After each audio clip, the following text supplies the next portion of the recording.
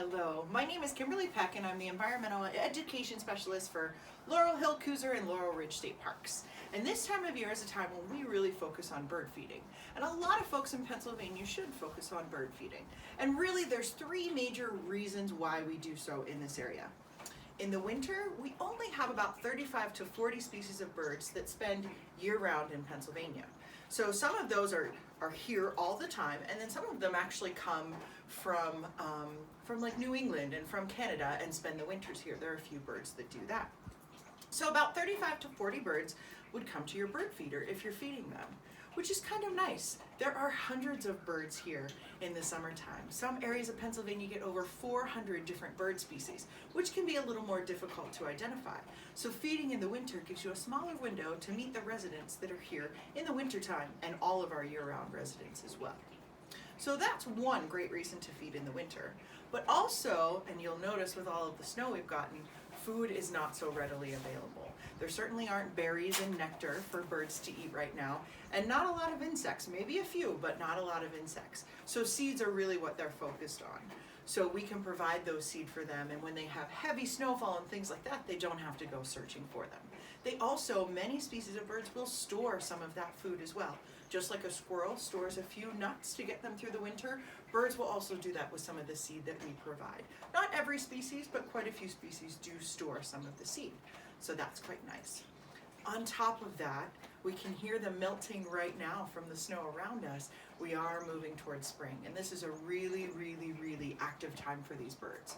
They're molting, and they are growing bright, bright feathers to be attracting mates in the spring, as well as gearing up to build nests and to raise young. So they need a little extra food, a little more nutrition to make all of that happen smoothly.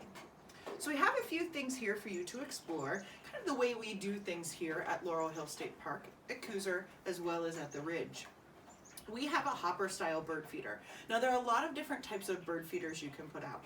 A lot of people like to just start with the platform, which would essentially be this bird feeder, but just with the bottom part of it here. This just gives us an area, because we have a lot of land, that we don't have to go to it every day. We can get it nice and full. But you want to visit your feeder every day and maybe fill it up. Keep a close eye on it. This is called a hopper feeder. A platform feeder would be a good one. And then many of you have probably seen the tube feeders that you can fill up the tube and put the seed inside. Any of them work great. Some of them are conducive to different types of seed, bigger seed, smaller seed, things like that. What we recommend is black oil sunflower seed. By far, this is going to give you the most diversity. Almost every species is going to be interested in eating this. It has a very high protein content and a good bit of fat. Some of the birds are going to sit right at the feeder, things like cardinals and finches, and they can open the seed readily. And just go ahead and sit there and eat like it's a little buffet.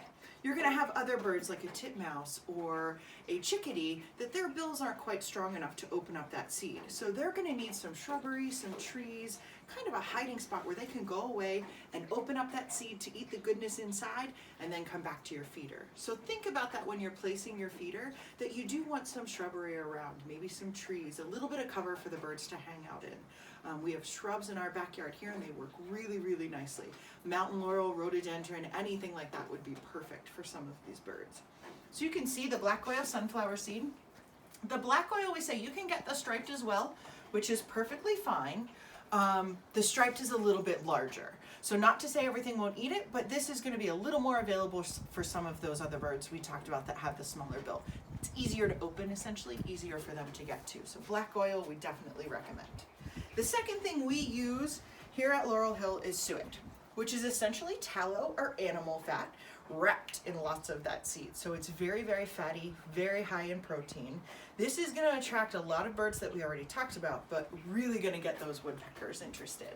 We have some really beautiful woodpeckers in Pennsylvania, the largest being the pileated. They love to come and see suet, and even the smallest, like the downy woodpecker, would love to come check this out. So this would go into the cage on the side of your feeder. Some of them you can do individually. You can find these same cages just to hang in a tree. Again, being close to trees is going to be helpful so that they have a place to hide. There's not much more that you need. There are plenty of other seeds out there. Blue jays love to eat peanuts. There's all kinds of things. Homemade bird feeders, peanut butter and millet. all kinds of things you can do, but to get the most diversity and have the most simple setup, black oil, sunflower seed, and suet will give you the best diversity. And hopefully you get to see all 35 to 40 of those species.